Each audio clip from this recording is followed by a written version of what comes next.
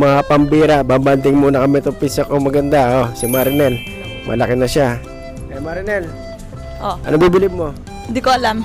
Maraming ano to. Maraming. Kasi ako nung graduation eh. Kaya baka gamitin ko. Yan, maraming gift card. Kaya magsha-shopping siya sa gift card. Ano yan? $3,000 na gift card? Hindi naman. 50? Oh, sige, sige. Bye-bye.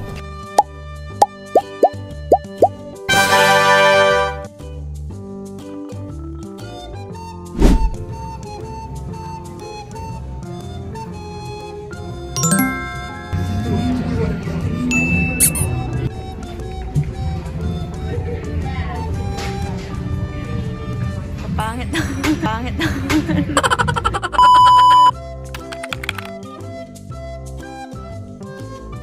Pambira, testing natin to. Bibili tayo ng ganito minsan. Wow! Video. Test mic, test mic. 1, 2, 3. Test mic, test mic. Pogi. Ay, wala palang mic ng Marinel.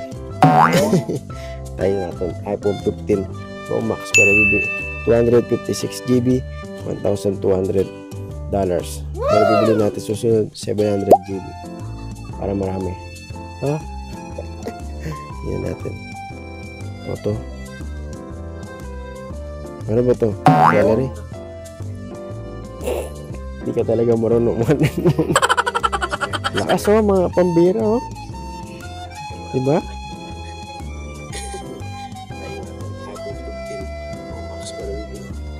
Oh, galing oh.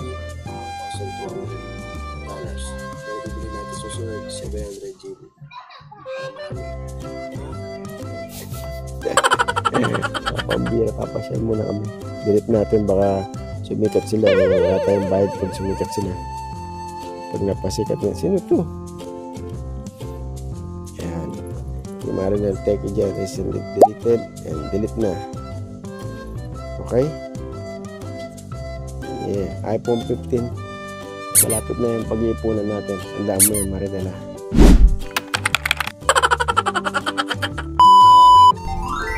Dito kami ni Marinel sa Liquid Fusion. Pakita mo Marinel, harap mo. Yan. At lilibre ako ni Marinel dito sa Liquid Fusion. Ha? Hindi ko man sinabi yun ah. Yeah, magano muna kami bubble tea sa ibang lugar. Anong lugar to? Lincolnshire. Okay. Lincolnshire. Tingnan natin dito daw sila nagde-date ni Eric eh. Mga pag-aalala. In memory. LDR yan. Sa ano lang siya.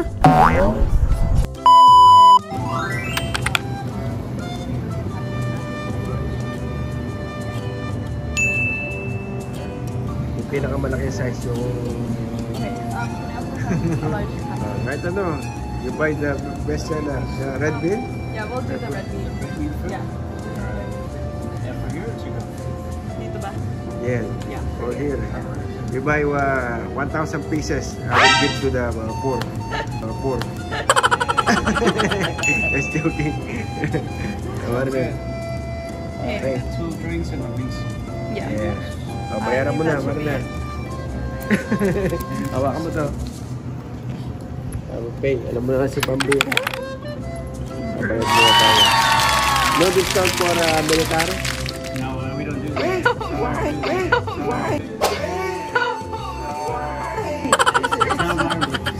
It's a privilege. Here? Yeah. Mga pambira, magde-date muna kami ng Marinel. Ang aking pinsan para alam mo na ma-relax pag day off na Marinel. Bumili kami ng mga halos technically lahat binili namin. Matatawa ka. Binili namin no. Yan. Mag-ano muna kami ito dahil wala si Tipi, wala si Uncle, namasyal muna kami. Yan ang araw na pamamasyal namin ni Marinel, okay? Yan, dito kami ni Marinel. Yan. Nag-ramen muna kami sa init ng panahon na Marinel. Namiss daw ni Marinel yung ramen. Ayan no, kamukha ni Tauriel. Alam mo yung si Tauriel sa Lord of the Rings, yung maganda. Yung malaki yung ganda yun, Lord of the Rings. Maganda siya, si Tauriel. Yan, mamaya magkakaano pa kami, bingsu. Yan. with cheese yung kay Marinel. Tingnan niya. Cheese, egg sa akin, normal na lang muna. Baka mag-allergy tayo ngayon. Para mahirap na pumasok sa trabaho. Napaka-busy pa naman namin. Okay? Kain muna kami. A few inches later. Napakapira, bingsu. Yan. First time. Para makaano si Marinel. Tikman mo, Marinel. Para alam mo yung ano. Tikman. Ng bingsu.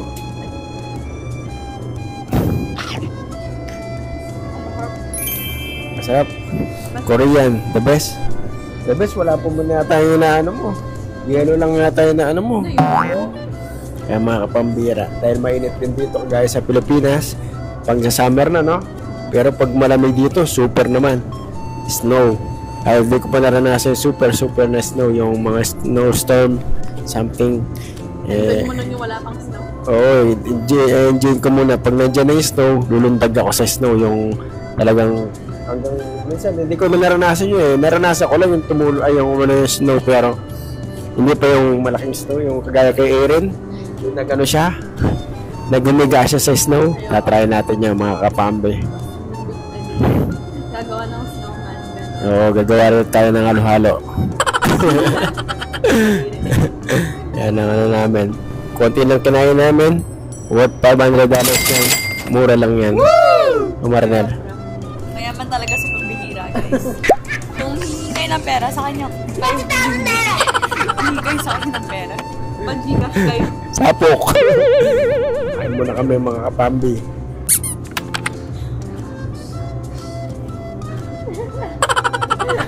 Nagtago.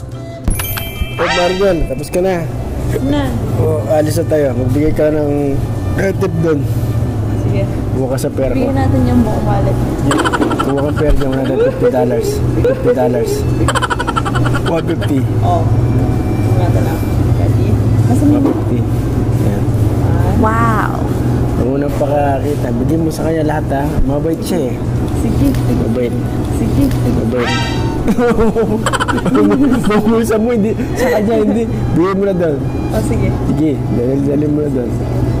Unang paka... Ito po yung ano. Bigyan mo ang tip doon. Sige, punta ka na doon. Sige, padala tayo. Wag muna. Joke, wag muna.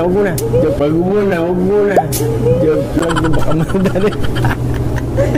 Sige, alis na kami. Adari na, bye-bye. Bye.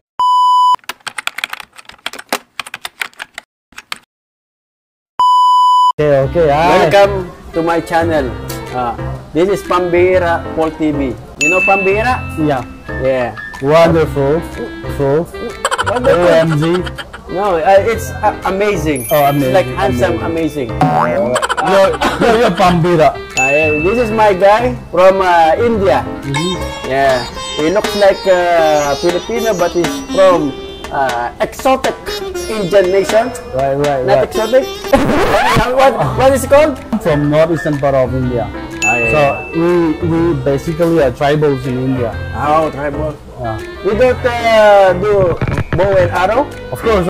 Oh. Even till today, whenever I want to eat something, I go out hunt, kill. Just kidding. You're kidding. This is what's your name? My name is Jamang. Jamang. And like Mr. Pambira Paul said, I'm from northeastern part of India, and where I come from, it's mainly tribals. Tribals. Yeah, our people in the past were like tribals, like in the sense that the food they eat, the traditions, lifestyles, it's all very traditional. How about the place? Is near the mountains or something? Actually we live in the mountains, in hills, very hilly areas, very remote compared to mainland Indians. You're living in the cave?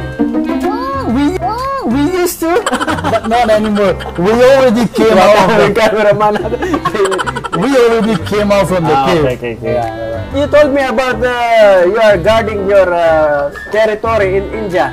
Where I came from it's a state called Manipur. So in Manipur we have ethnic violence right now.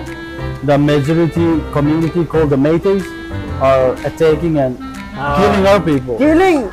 Of course, Killing in India? Okay. over 200 lives has been lost. More than 300 churches burned down. Why do they kill people? What, the land or something? The land, they want to drive us out. They don't want us. I mean, where I am from, we tribals occupy most of the areas, and the majority community, they occupy very small areas, and they want to basically take over our land. Okay. We don't talk to that anymore because we will be political. We will be dead. About the Indian delicacies. Okay, In the Philippines, there's a guy that is called Mekos Mekos. You know Mekos Mekos? You know Mekos Mekos? I've heard some of my friends That told me about it. They but- mix it with the hands. See, not only hands, even with food. Yeah. Food? Yeah, it tastes better if you mix with fruit. What's that? You told me it's sweet. It's sweet with the hands and feet. You have to mix it, and you have to like press it, mix it together. And feet also. Sometimes No socks, right? without salt, it's better. Better. It's Nah. good. It's good. Sometimes. It's pambira. Yeah. The food is good there, right? Yeah, most of the foods are spicy. Of course, similar to some of the Filipinos food, and we have the famous biryani also. Yeah, Did you ever try biryani? Yeah, I tried the You like it? biryani. It's like finding the chick. Right? Yeah. There's a lot of price and then you find the fried Right, chicken. right. It's I like the Indian food like the moton kadai. You know moton? The lamb? yeah, It's mutton. spicy? It's Mutton, called mutton. It's called mutton. That's my favorite. Spicy. What are your favorite place in India? Taj Mahal? You have been there? Yeah, it's one of the 7 wonders, right? But you Oh, have to Seven see the- wonders in Yeah. Taj Mahal? Taj Mahal, it's a tomb where King Shah Jahan Oh, there's a history. buried his wife, Mumtaz Mahal. It's free when you go there. It's No, free? it's Ay, expensive. It's Yeah. expensive. Not only expensive, the queues are very, very long. Oh, We have thousands of tourists every day. oh, okay. The best time to visit would be September, October. Because if it is in the summer, very hot, very bright. Even picture, it shines very bright. So How about the food? The food in the Philippines. What are your favorite? The Filipino food. my friend, they cook sinigang. Sinigang. Yeah, It's sinigang. good. But you cook the exotic, the rats or something? You don't cook. Dogs, snakes, of course.